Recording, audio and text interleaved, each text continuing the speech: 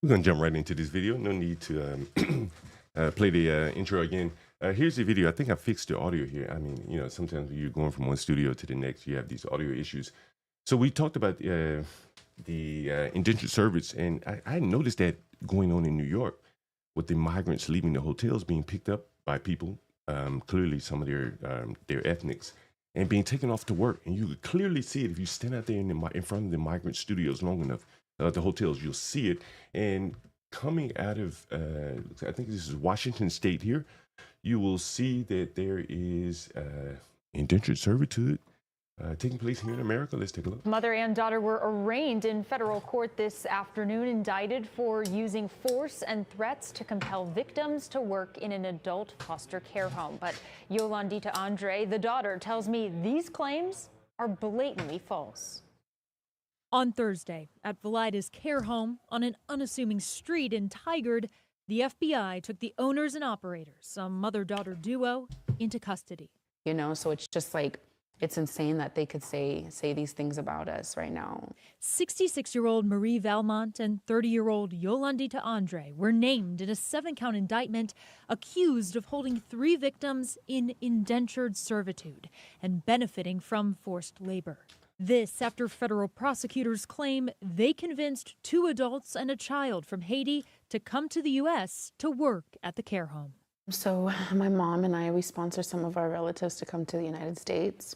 On Friday, KGW spoke with Andre after she pleaded not guilty to the charges in federal court. Just being a woman and you hear the stories of the things that are being done to young girls down there, I felt like I have a responsibility to do something about it. Although court documents allege the 3 victims were forced to work long hours for little to no pay, and that Valmont and Andre took the victims' immigration paperwork and threatened them, Andre told reporters that couldn't be further from the truth. They may have stayed here, but she says they were not employees and that they came to the country through what's called humanitarian parole, a program that allows people from certain countries to come to the U.S. for up to 2 years to live and work. No, they weren't employees.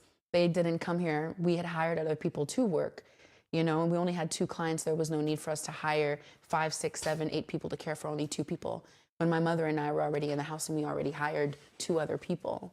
She said she and her mother helped her relatives get proper paperwork and ID cards, paid for food, clothing, and for medical expenses, and would send money back to Haiti.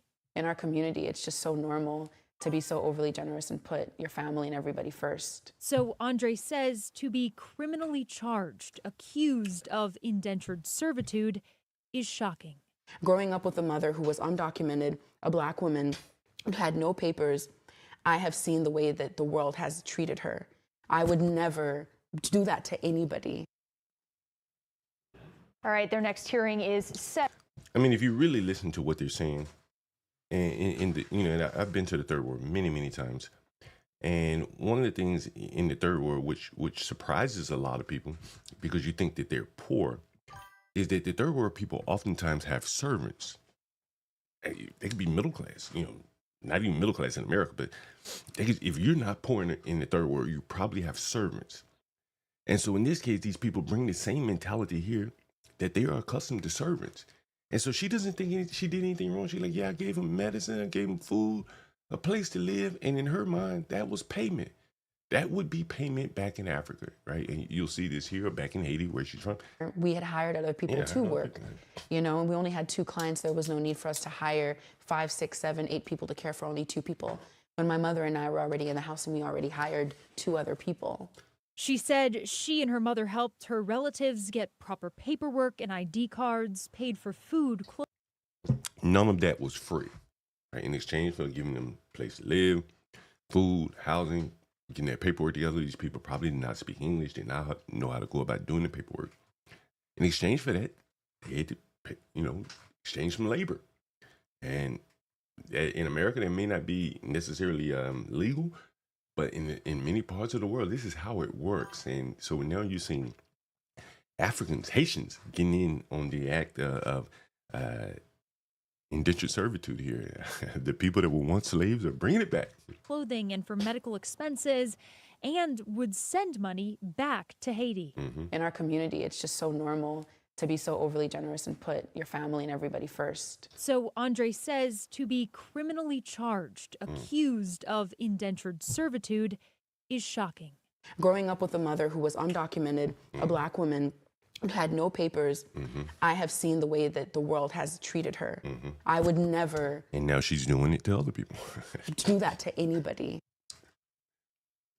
All right, their next hearing is set for November. If convicted on the charges, they face up to 20 years in federal prison. David? Yeah, really interesting to hear so extensively from the defendant right after an indictment. Thank you, Alma. I Yeah, that appreciate is your very reporting here. interesting.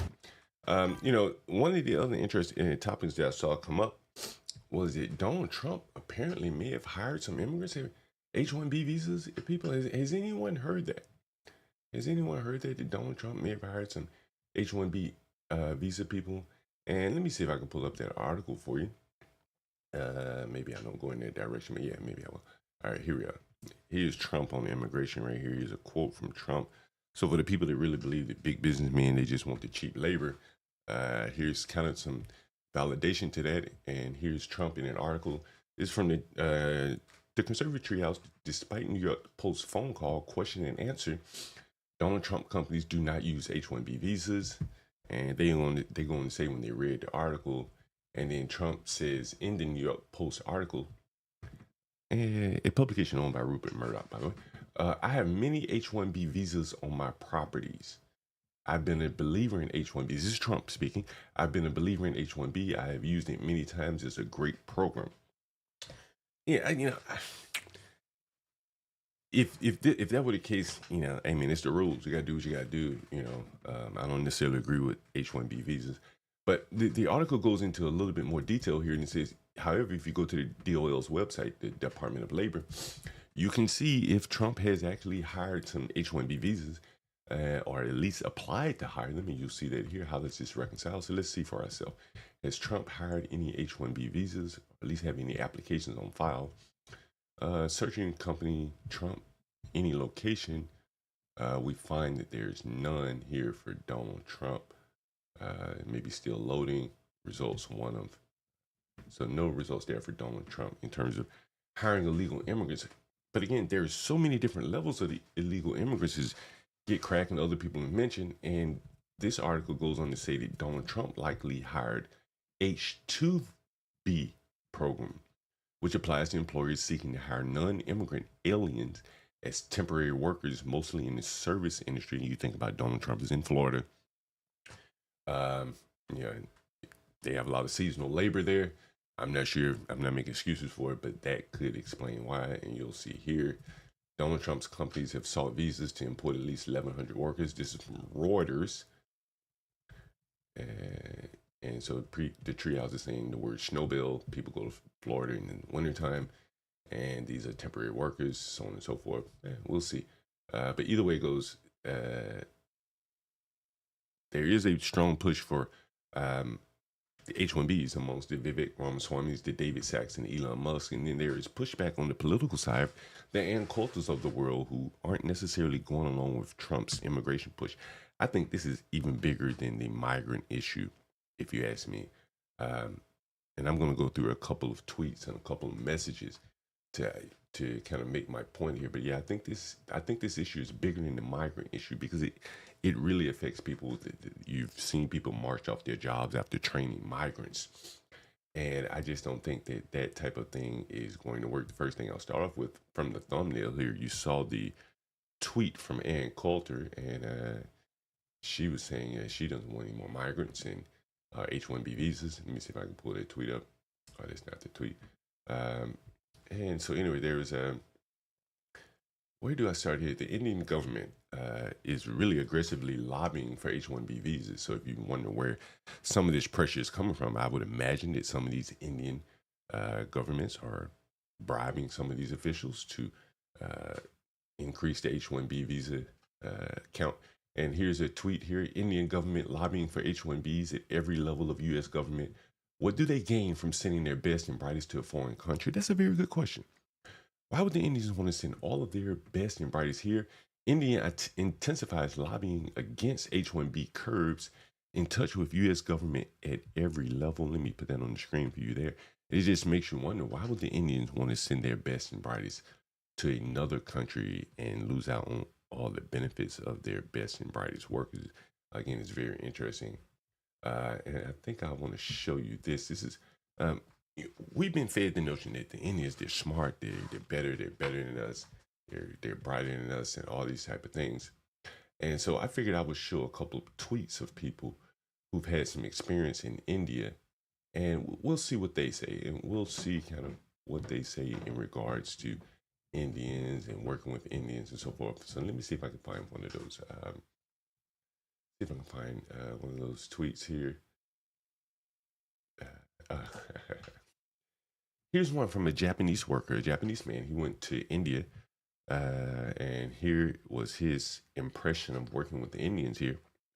And I'll let you, you're gonna have to confront the fact that we've been told that they are great. They're engineers and they're all of this. And here's what we have here. A Japanese man visits a factory in India and says he can't believe it took an entire day for a group of Indians to do a job a Japanese person could do in less than an hour. He says then most Indians are stupid, as the solution was to pull the wires with the vehicles behind them. And I don't know if you can see this video here, and I'm gonna play this video. These are the Indians pulling the wire.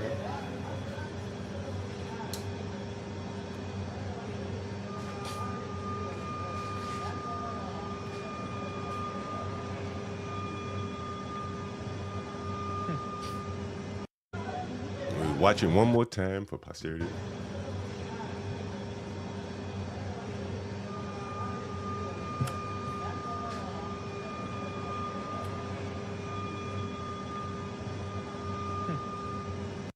We've been bombarded with the notion that these people coming here are much smarter than us.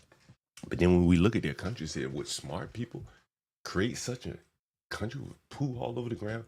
There's some cognitive dissonance there. Like, how could these people be so smart and leave behind a shithole where they come from?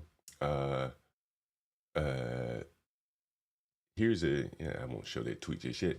Here's another tweet that I wanted to show you again about the Indian people here. Let's see if I can find it. And maybe it's not a tweet. Maybe it's not my tweet. Here's another one. And again, when do you start to bring these people in? Indians, Americans, but they are the same people. I see what you're saying there, Stanley. We could go all the way back and we look at someone like Joy Reid, and you look at what she had to say about indentured servants. And this is Joy Reid.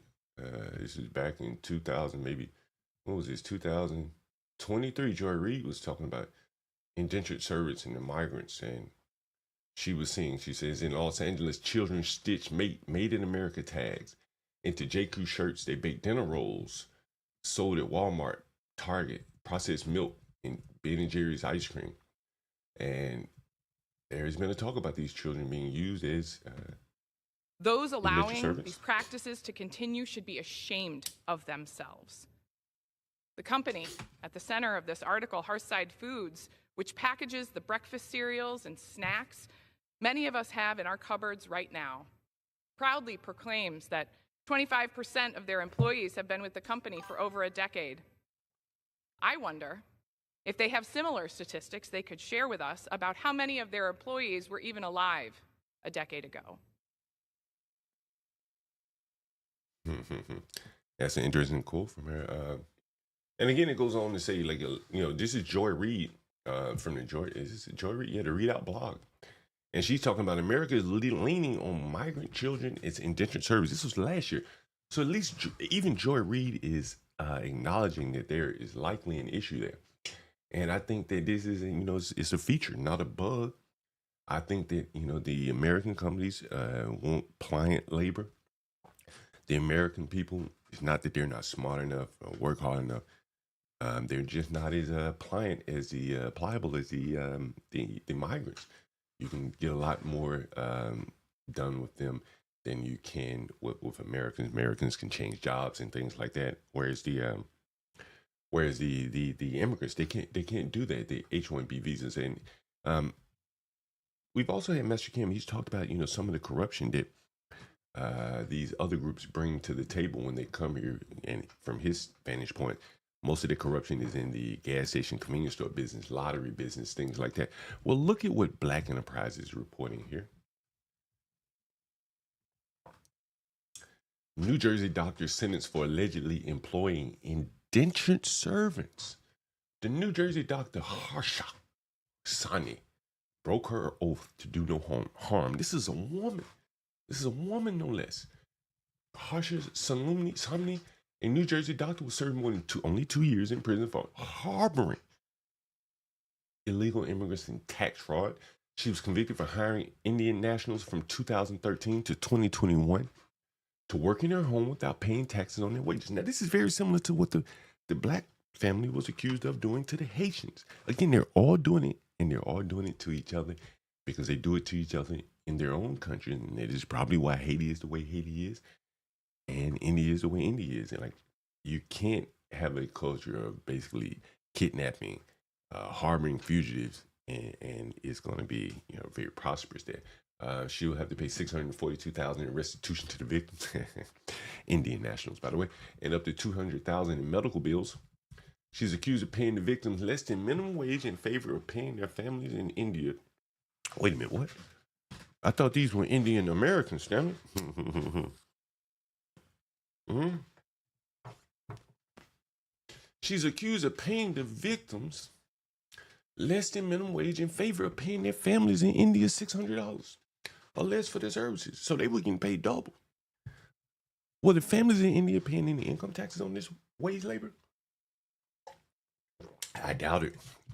But we can't go to India and get those people for tax evasion, but we would definitely pull up on an American who pulled the same scheme.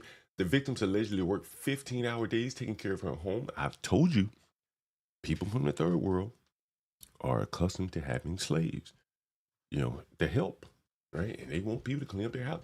One victim suffered a brain aneurysm and was denied full medical treatment. Wow, this is what they do to their own people, and we're bringing these people here.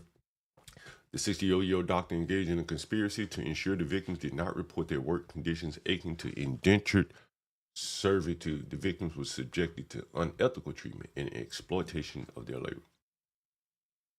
Again, this is an Indian doctor here in America exploiting her own people. And yet we're told that these are great people, very smart people. But it seemed to be something missing about the, there's some scruples missing, I think, when they come to this country. Let me see if I can find another article to best identify that. And there's one I want to show you. Take a look at this video here. It's another guy who's been in India. Is actually an Indian expat. And so he's talking about the Indians in India who ultimately end up coming here. We're going to play a series of his videos, and here's the first one here. I will explain how India this guy sounds like he kind of sounds like Osborne. India is a veritable hellhole. I will explain how Indian culture has become cancerous, warping and perverting everything that the West has provided it. This has significant implications for the West because immigrants keep pouring in. India is a veritable hellhole. And that's the first video. This is an Indian guy. I don't know what his name is here. And he goes on to say there's more things about India. Connection. India operates on two fuels, corruption and connection. There's no concept of pride and honor in that society. A complex web of arrogance, egotism, servility, casteism, tribalism, sexism, rigid do's and don'ts, dogmas, and magical thinking drives what they do. And that's another video of him, an Indian guy criticizing India from afar. He's not saying this in India, I don't think. Here's another interesting video again. Part of the speech he's giving here. I have never witnessed a situation in India where someone in authority took the initiative Oh shit, I'm not showing it. Let me share my screen with you. Sorry about that. Damn. Let me take it from the top here. We'll take it from the top one more time. Again, this is a guy from India explaining what it's like in India. India is a veritable hellhole. I will explain how Indian culture has become cancerous, warping and perverting everything that the West has provided it. This has significant implications for the West because immigrants keep pouring in. And there's the first video clip as part of a speech he's giving. Here's another video of him talking about the concept of pride and honor, which is lacking in India. India operates on two fuels, corruption and connection. There's no concept of pride and honor in that society. A complex web of arrogance, egotism, servility, casteism, tribalism, sexism, rigid do's and don'ts, dogmas, and magical thinking drives what they do. India operates on two fuels, corruption and connection. And here's another clip of him again talking about India. And, I think you'll find these clips fairly interesting. I have never witnessed a situation in India where someone in authority took the initiative to address a problem he was responsible for. When I was at the university in India, a young boy, a male boy, was sodomized and raped by the janitors. I reported the matter to the authorities. I took this boy to the police and to the university officials. No one, not one person, stepped forward to take an action. Something that was very straightforward, something that was within their powers to take actions on. Yeah, I'm going to rewind it just a few seconds. I want you to listen to this because, again, we've been told to believe all women, believe all victims. And now we're importing people in here that don't even listen to the victims. And it mattered to the authorities. I took this boy to the police and to the university officials. Yeah. No one, not one person, stepped forward to take an action. No.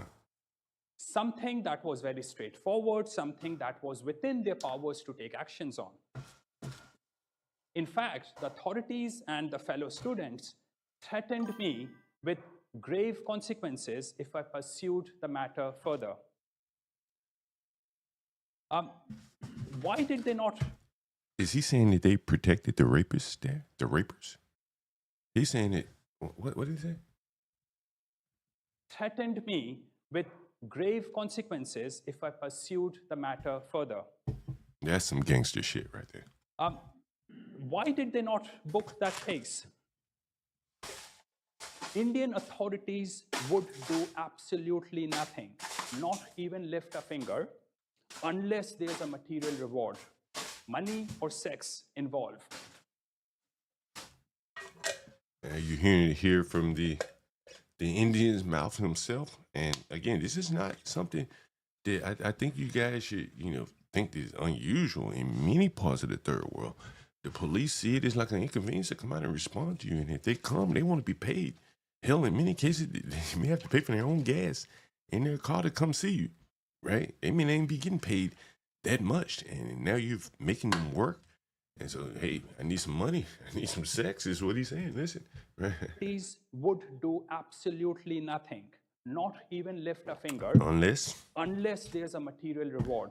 That's right. Money or sex. Hey, this is, I've seen that in Africa, man. Listen, the last time I was in Ghana, I was in a car wreck. We hit someone from the back. It was our fault. The lady we hit was as pissed off and paranoid as the guy who hit the lady, the driver. And the reason why is that no one wanted to call the police.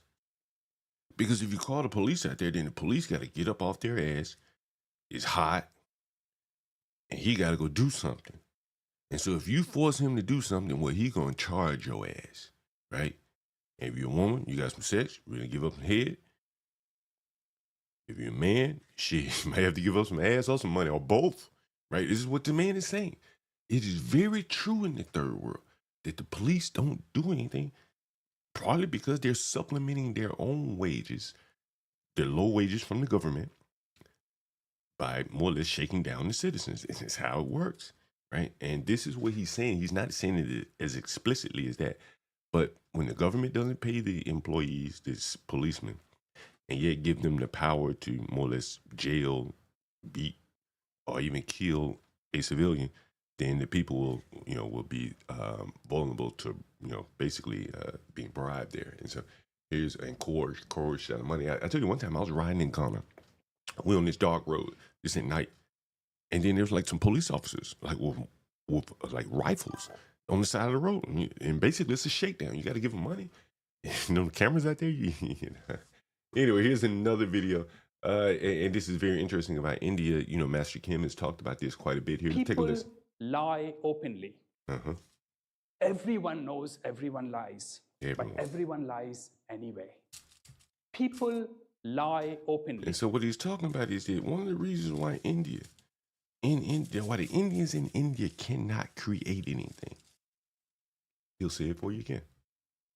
Everyone knows everyone lies, everyone but everyone lies anyway. Everyone lies People any fucking lie way. openly. Yeah. Everyone knows everyone lies. Yeah. But everyone lies. But they lie anyway. That's a low trust society if you can ever find one. That you confront someone with the truth, or you confront someone with what you think to be the truth, and this person would just lie to your face anyway. How can you do business with them? In America, they come over here and they're able to take advantage of a framework that more or less keeps people honest. And they don't do that. As I just showed you, a New Jersey doctor, she was committing all kind of fraud, right? They lie openly. Let the man say it again. Stanley, you think these people come here and stop lying?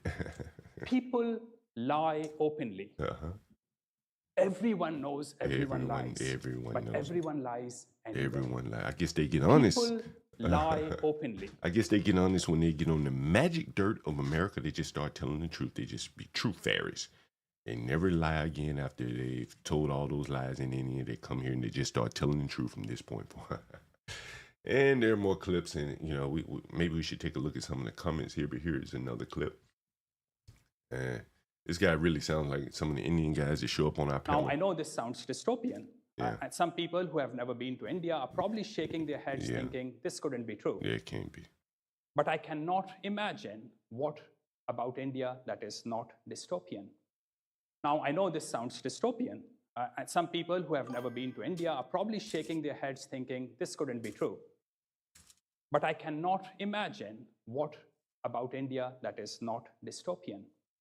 Now, I know this sounds dystopian.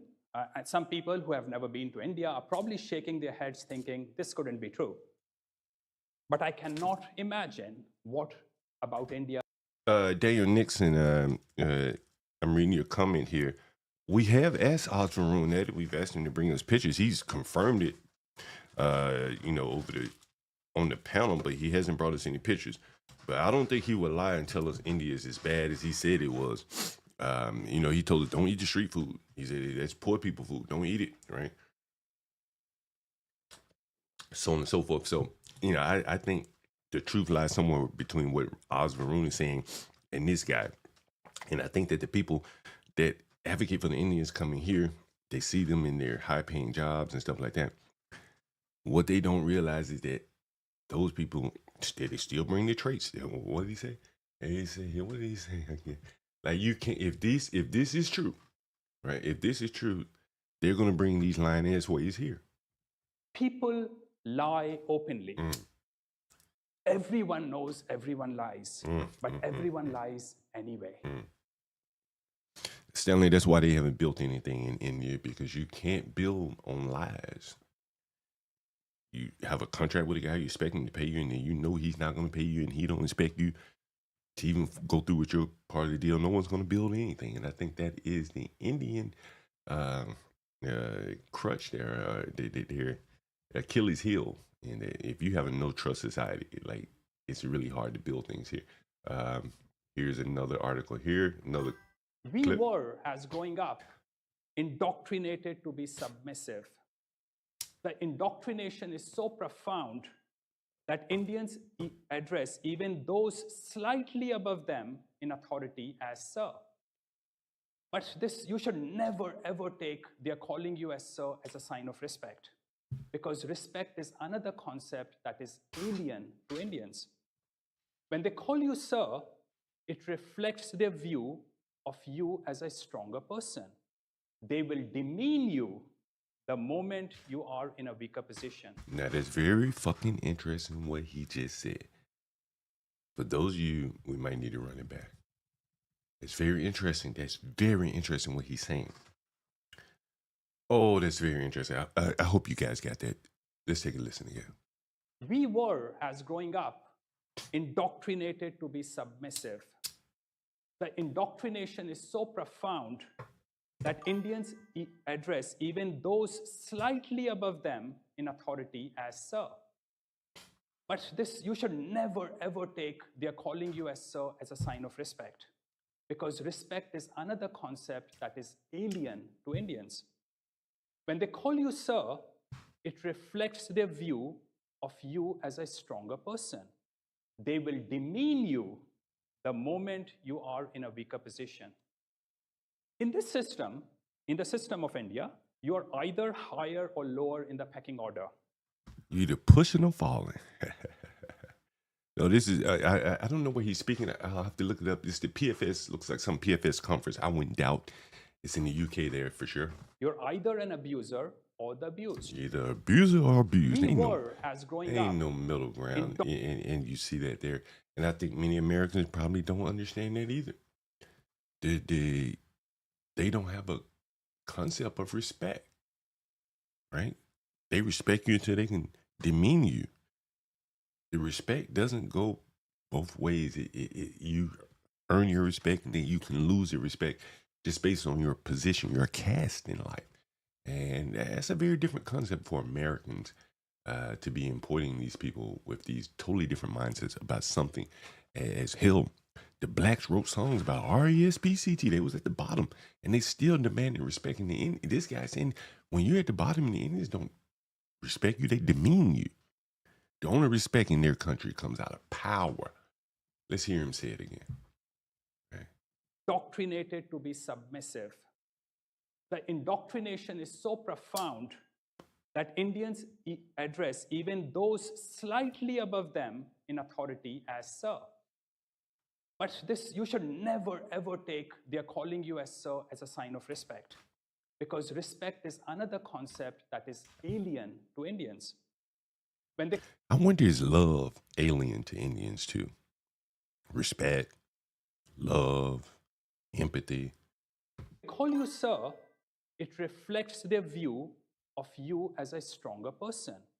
They will demean you the moment you are in a... In other words, they don't respect the weak. And once you become weaker than them, they will demean you, as he says. Weaker position. Yes. That's a lack of a concept of the word respect. And, all these words don't, they don't occur in every culture and society, love, respect, things like that. Every country doesn't have it like that. They don't think about it like that. With time, in living in the West, I realized that for most immigrants, this situation of calmness, peace, lack of noise, lack of smell in the air leads to an existential crisis and a compulsive need to recreate India wherever they move to. That is why even when you go to $1 million... I thought it was they Indian Americans now. Are they British Indians? That's what Stanley says. But when they get to America, they're no longer Indian. They're Americans, Indian Americans, nonetheless. But this man is saying that they want to recreate India wherever they are. The smell, the curry, the noise. To an existential crisis. Yeah. And a compulsive need to recreate India wherever they move to. That is why even when you go to $1 million house ghettos in the Western society, occupied by Indians and other third world people, you face familiar smells and noise and chaos. Is that right, Stanley? What? Familiar? They recreating India even in $1 million homes, $1 million ghettos. They desperately need those smells and chaos. And They need them. What? you face familiar smells and noise and chaos. They desperately need those smells and chaos and a constant hustle and bustle. Boy, that's very interesting. We learned a lot about the Indians from an Indian himself. Let's see what he says here. You think that fairness, now these are all European concepts. You think that these are parts of firmament. They aren't. The concepts like fairness, justice, trust, empathy, and impartiality are completely alien concepts to the Indian mind. They cannot differentiate between right and wrong. They can't. What? These smart ass people, what? That man, run that shit back. What? Fairness. Now, these are all European concepts. You think that these are parts of firmament. They aren't. The concepts like fairness, justice, trust, empathy, and impartiality are completely alien concepts to the Indian mind. They cannot differentiate between right and wrong. They simply can't differentiate between what is right and wrong. They do not have the concepts, the Western value concepts that you think are a part of the natural existence. They aren't. Human rights is a Western concept that is incomprehensible to Indians. They fail to understand personal space and respect for the individual. Speaking to them about rights, even negative rights, I'm not talking about positive right, even about negative rights only leads to confusion. So here is the foundational principle to understanding India. It is an amoral, irrational society devoid of values. Any values you try to instill will slip off like a water off a duck's back. So here is the problem with Indians. You cannot teach them anything good until the foundations of morality, rationality, causality, What? and other. What? We've been told, bombarded, that these Indians were smart, they outwork us, they this, they that. And here's an Indian saying these people don't even have the foundations of what's right and wrong. Anything good until the foundations of morality, rationality. The foundations of morality, rationality, and causality. How can you be intelligent people? How can they be so fucking intelligent and they don't have these foundations? Causality? You lacking that? But you come over here and we get browbeaten to be told that we got to work hard to be like these people? We need to stop, watching whatever Vivek, Boy Meets Girl, to take on more of the traits of these people. I don't think Americans are going to buy that. Causality and other Western values have first been laid in their minds. How would you do that job? I don't know how you can do it. Without these foundations, the fruit of the Western civilization only serve to turn their hedonistic tendencies into something more malevolent. Wow. These foundations, the fruit of the Western civilization, only serve to turn their hedonistic tendencies into something more malevolent. Something more malevolent. Top engineering colleges.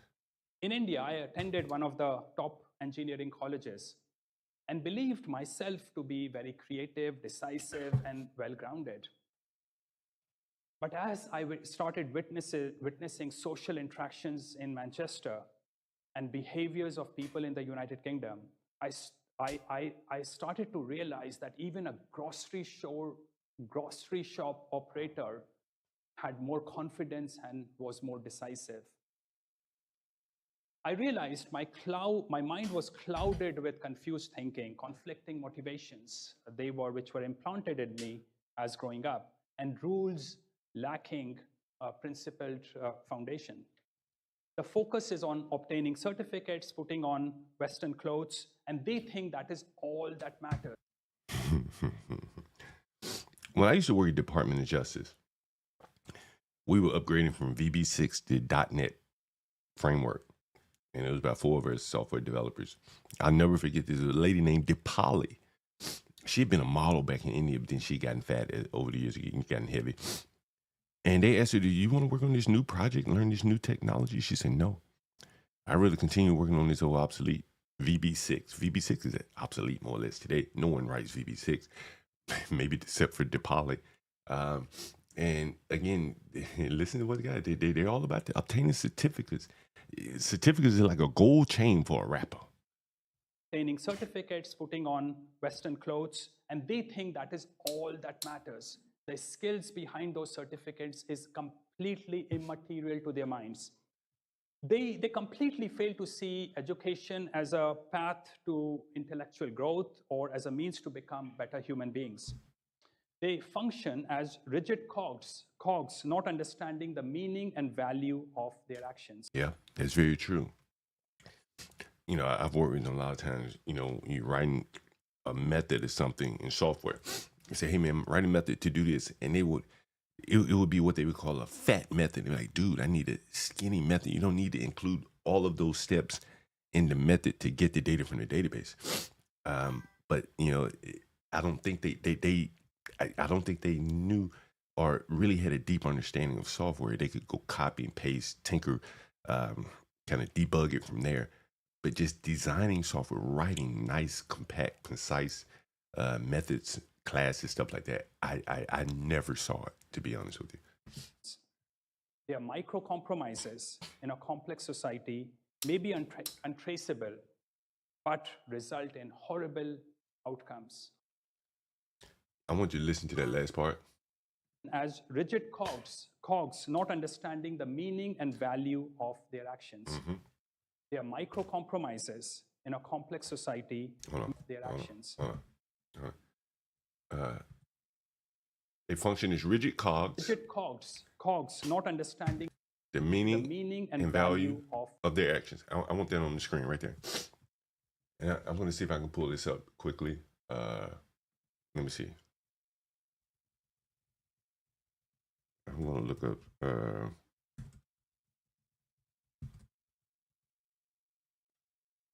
Let me see if I can find this here. What was it?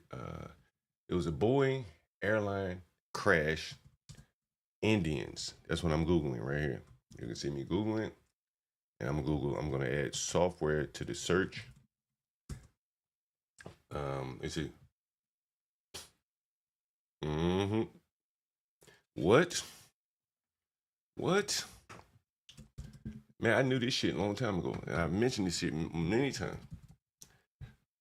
In reference to the Boeing plane crashes involving the 737 MAX. What does it say? Read that shit for me.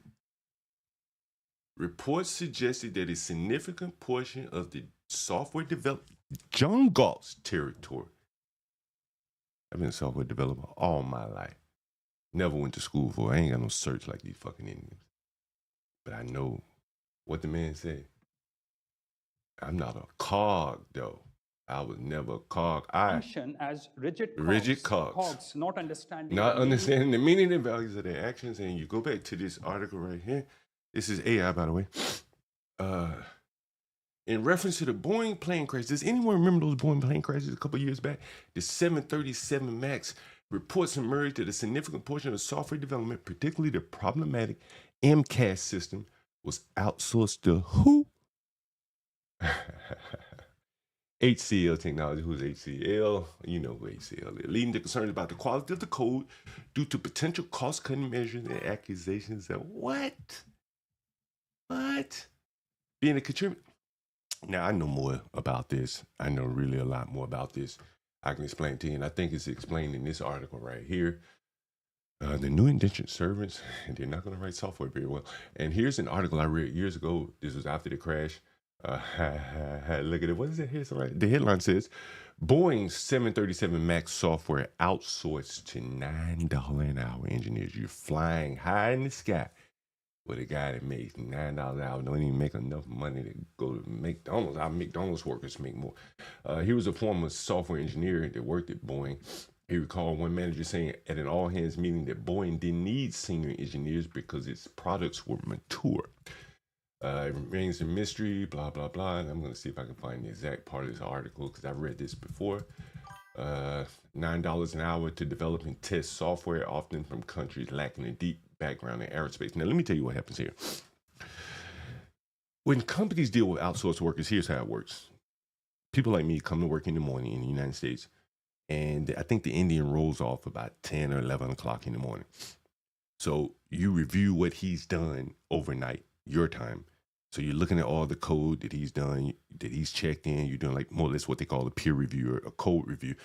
And then you either push the code or you either fix it or send it back to him as something for him to work on overnight. This is how it works. And so what this article is going to be talking about is that back and forth, talking with someone who isn't in your country, doesn't speak the same language you speak to, he's, miles and miles away. You can't just walk over to his desk, nor can you really just call him. From large parts of the day, he's not at work anymore. And so there's a lot of back and forth where things get lost in translation. And that is what this guy, if I'm not mistaken, is going to say here, which caused the crashes of those planes and just typical Boeing decline in the software. Recent college graduates employed by the Indian software developer HCL occupied several roles of desk, said Mark Rabin, a former Boeing software engineer who worked in a flight test group that supported the MAX. The coders from HCL were typically designed to specifications set by Boeing. That's correct. Still, it was controversial because it was far less efficient than Boeing engineers just writing the code. Frequently, he recalled, it took many rounds going back and forth because the code was not done correctly. This is what I've seen it many, many times. It costs a lot of time and money, but these guys are only $9 an hour. So who cares? The cultivation of Indian companies appear to pay other dividends. It is one. This is what I focused on the other day. This is how Modi intends to kind of rebuild his country. The other day I did a stream about the H1b visa program. And we talked about how Boeing opened up this biggest facility in India, outside of the United States in India. And so Modi and the Indian government have basically told Boeing, hey, if you want us to buy planes from you as opposed to Airbus, then you need to build your facilities here. You need to hire our people to write code. We got a lot of certificated engineers here. We got a lot of A+ engineers here, and they're looking for something new. They don't want to be slum dogs anymore. So bring them over to the United States on the H1b visa program and put them to work. And in turn, we'll buy your planes from you. That's how the game is played, people. And you'll see here, in recent years, it has won several orders for Indian military and commercial aircraft, such as $22 billion order in January to supply SpiceJet, January 2017. That order included 737 MAX 8 jets. That's Boeing's largest order ever from an Indian airline, a coup in a country dominated by Airbus. So this is a major headways for Boeing. There's only one other competitor, and there's Airbus. Based on resumes posted on social media, HCL engineers helped develop and test the MAX flight's display software, while employees from another Indian company, Cyient, handle software for flight test equipment. Let's see. I want to see where the guy gets really into it. Boeing said the company did not rely on engineers from HCL and Cyient for the maneuvering MCA system, which has been linked to the Lion Air crash last October, and the Ethiopian Airlines crash in March, the Chicago plane maker said. Where is this guy? He gets into it. I think he gets into it in this article. Boeing was doing all kinds of things to reduce costs, moving from Puget Sound because we become very expensive here. All this is very understandable if you think it from a business standpoint. They laid off most of their senior engineers, as he says here. Millions of lines of code. I'll tell you, I worked at L'Oreal, the makeup people, and the Indians had more or less just taken over their whole their CMS systems. And it was just jumbles of code. Code reuse was just non-existent to the Indian, just redundant code everywhere. And these type of things cost a lot of companies to manage and maintain. and oftentimes bugs will slip through if you don't update every redundant piece of code. You could have problems there. And let's see. So it says, where is it? Says it's talking about Indian developers. Boeing promised to invest $1.7 billion in Indian companies in exchange for $11 billion order from Air India. That was a boom for HCL and other software developers such as Cyient. And on it goes. And I just remember this because this had something to do, matter of fact, I can tell you, it had something to do with a default option set on the software. Let's see if I can find it for you. Maybe it's showing here. But I do remember that it was like a default option being set. Anyway, so back to the guy's clips from his speech, and he's saying again, there's no hope for change in India. And here's some more of what he's saying here. It is irrational, and the basic issue with understanding the Indian mind is that it is irrational and amoral, and it does not hold any of the Western values like honor, loyalty, dear to itself. They don't understand the concept of truth.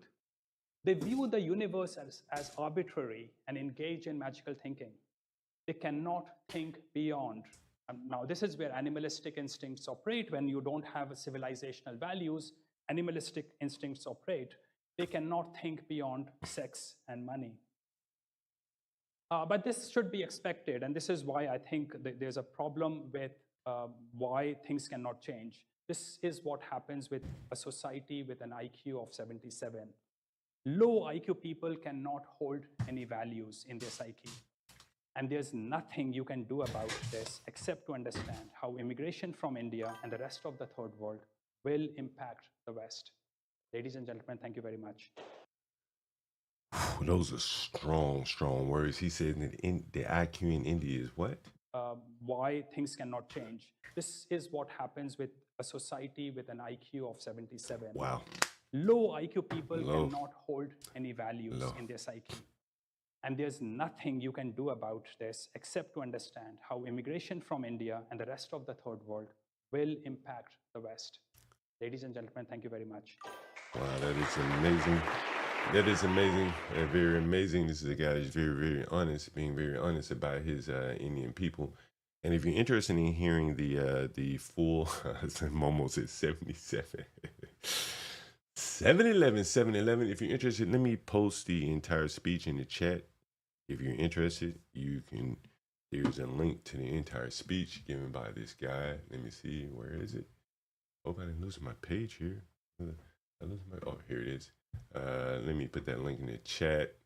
Copy the link. Where is the chat here? Where is the chat? Where is it? Open up the chat. Oh, here's the chat. All right. I'll put that link in the chat for you guys. If you're interested in hearing the entire speech, you can. And anyway, so a very interesting thought, presentation there, speech given by an Indian about, what we shall expect from the Indians. Again, I've shown you some of the fraud that they engage in business, and Master Kim has also talked about some of those things. And I think that just bringing people here for the sake of bringing them here, particularly when we've been fed a lot of propaganda that they're so much smarter than us, really, presents a problem there. And let me see. This Andrew Torba. I don't know how many. I think Andrew Torba is involved with Rumble here. And here's Andrew Torba. He said, this tech labor shortage is total nonsense. They think you're stupid. If you're a white male engineer in this country and you're unemployed right now, you can't even get an interview because many of the hiring managers at top firms are Indian and only hire their own. I hope you guys can see that. That's Andrew Torba, and I think Andrew Torba is the owner of Rumble, or CEO of Rumble, or something like that. See, Gab, that's where Andrew Torba is from. So again, a lot of strong opinions on this immigration thing, and I think a lot of the ire is being directed at the Indians. They're the top dog right now, and a lot of people are very angry at the Indians, apparently. And I'll end the show with a quote from well, there's a couple of things I want to show you. Here's another Andrew Torba tweet here. Andrew Torber, again, the CEO of Gab. And he's, pretty fiery language here. Andrew Torber, we are just getting started. This is only going to further accelerate things. Do you think people are just going to magically forget what they've seen and change their minds on this issue? Do you think when they walk into the local Walmart in the town they grew up in and they feel like they're in a third world slum, they're just going to sit back and suck it up? Do you think when their children can't find jobs and have to live at home well into their 30s, they're just going to shut up about this? We're playing the long game. And one way or another, they're all going back. A reckoning is coming. And the momentum and numbers are on our side. This is bigger than Trump. Oh, I need to zoom out. Okay. Matter of fact, give me 1 second. Let me just do this. How about that? Do that. How about that? How's that? Is that better? Let's see. That should be better. All right. Let's see. This should be a little better here. And so, again, this is Andrew Torba, and he's saying a reckoning is coming.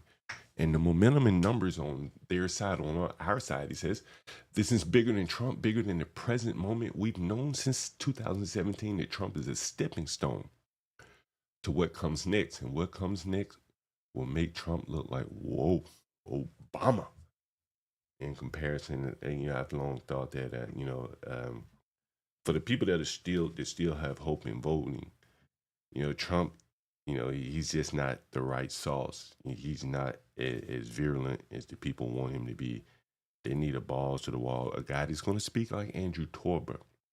And I think that things are probably going to get a little bit more, the tension in the environment is going to get much more heightened, particularly as the Indians, because they're continuing to come here, as they continue, as they continue to outdo the natives, the locals. There's going to be tension to get them the hell out of here. So it's going to be very interesting. As I say, I think it's going to be a South African type situation here because the Indians have kind of co-opted South Africa with the whites, so it's a very similar situation there. And so I think that'll probably happen here. That's kind of the direction that we're headed. If I had to guess, that's what I would guess on. Anyway, so let's see. One more thing. I got a lot of stuff here. Let's go with this right here. And a lot of people are tweeting, kind of like the Andrew Tates of the world, on the other side, kind of giving you an inside view of how the immigrants feel about, the Western man, the white man. And here's a guy, blue check guy. He's saying, I don't know who Nabil Abiz is. We can look him up if you know who he is. Feel free to put it in the chat. He says, I will lose my brown card for saying this. And it sounds very much like Andrew Tate from yesterday. Only American whites believe in individualism, meritocracy, fair play, colorblindness, etc. This actually sounds like Sam Dixon from yesterday. Everywhere else in the world, including the white places, your station in life is based on where you're born, who your parents are, who you know, where you went to school. England, for instance, is terribly classist. Brown, black, and yellow people want revenge on whites for beating us during colonialism. And we don't care how we get it. Immigration, jobs, government benefits, etc. Browns, blacks, and yellows born in America never got over whatever racism they faced growing up. Being called towelhead, saying N-word, apu. I never heard that word before. Oh, I never knew it was racist. Apu. Apu, that must be Indian, like poo-poo. Apu. Once they have any power over white Americans, they will use it to harm them. Interesting. Browns, black, and yellows are the most racist peoples in all of the world, and most of all towards other slightly different browns, blacks, and yellows. Generalizations aren't generalizations, but by and large, what I have said is true. And I think there is some element of that the people want a little get back. And be it by government benefits, welfare, sending the white man out to work while they collect government benefits. That is an element of their get back. We've also seen videos of the black women saying she wants black men to go out and impregnate white women. Everybody has some form of grievance and a form of get back for the white man. And I think this guy is expressing some element of that. Anyway, very interesting society that we head in today. Speaking on that Walmart, you go in Walmart today, at least in Northern Virginia and DC, it's all like immigrant. I mean, like third world. And if they don't know where something is, they just look on their phone. there and just look it up for you. I mean, you can do it yourself. I don't even know why they're there at this point. One more thing before I get out of here. Gosh, where do I want to go with this? Where do I want to go with this? I'm going to go with this right here. Yesterday, we listened to Sam Dixon, and he mentioned about a black man that was murdered, a white man that was murdered in a prison in Alabama, tortured. And many people in the audience, he didn't mention the man's name, but I was interested, so I went and looked the guy's name up. And here is that article. Hopefully we can find a video to give us a little bit more insight. Alabama, Daniel Williams, we'll look up an article. But here's the guy that was killed in the Alabama prison that was mentioned by Sam Dixon yesterday. So I'll show you that. And then see, Daniel Williams, Alabama. Matter of fact, I'm going to do this. I'm going to put in another tab because just in case the video, you saw this story. Yeah. For the people that haven't seen this story, I'd never heard of it before, and I'm from Alabama, so this is really amazing. I'm gonna zoom in a little bit, see if we can hit the highlights on this point. But the Alabama prisoner tied up, repeatedly raped, smothered to death, and I want to say they drugged him. They gave him heroin, and then told his family that he overdosed. And then they tied him up in a dormitory not his own. And you're left to speculate that he was raped while tied up in that foreign dormitory. Let me see if I can find the article. And the report mentions evidence of ligature restraint on the inmate, indicating he was tied up. It also documents multiple abrasions and contusions in varying states of healing.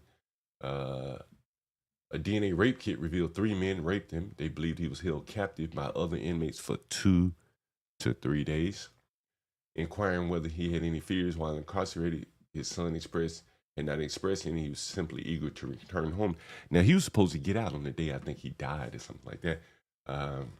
Yeah, I got the grave notice once a week. Let's see if there's any videos on this. I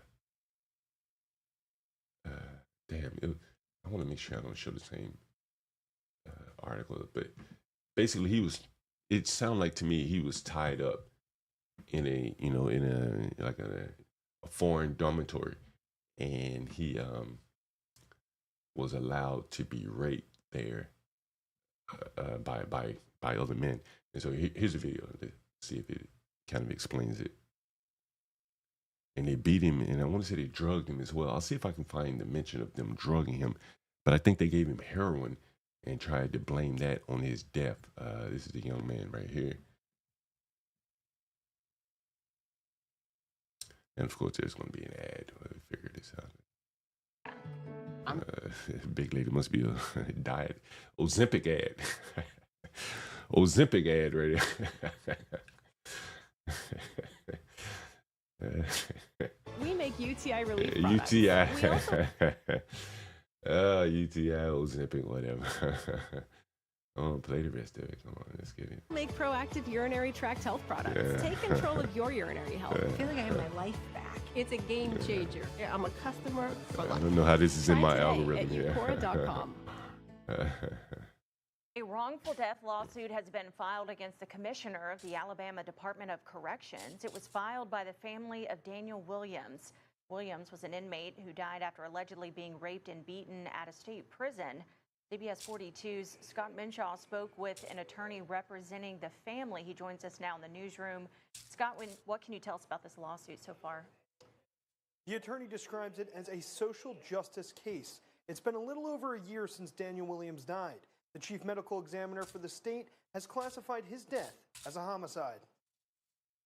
22-year-old Daniel Williams, a father of 2, was serving a little under a year in prison for an assault and theft charge.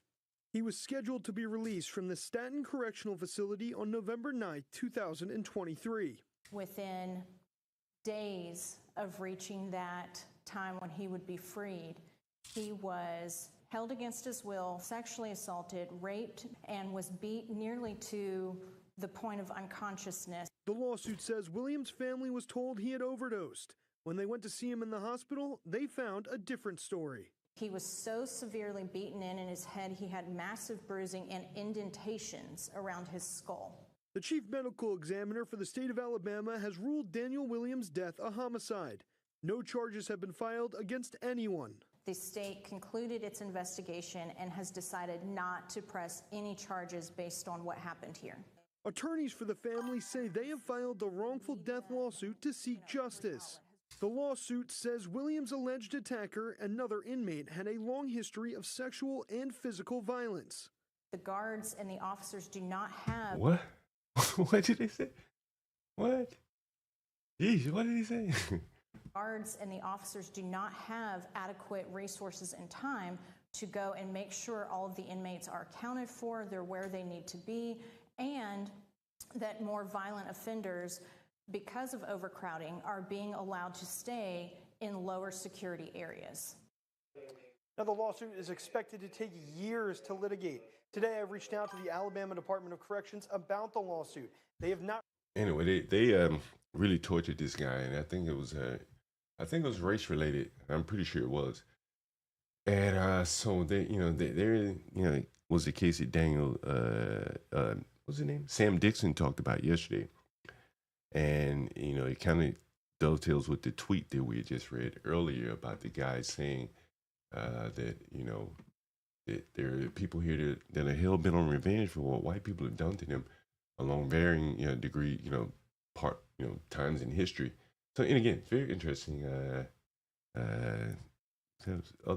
These are some topics that we'll probably discuss on the larger channel here. Anyway, thank you guys for joining, and I guess we'll see you on